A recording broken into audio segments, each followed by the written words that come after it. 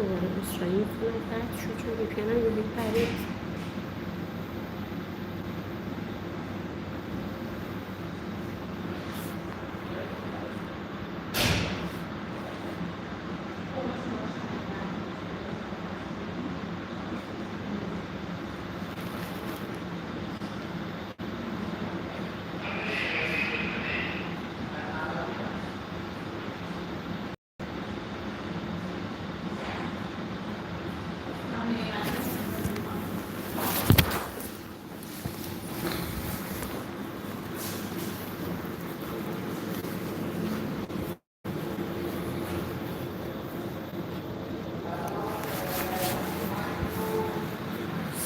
سلام عذرخواهی میکنم مجبورم برم مامانم مثل که اومد بیرون برم بهش رسیدگی کنم.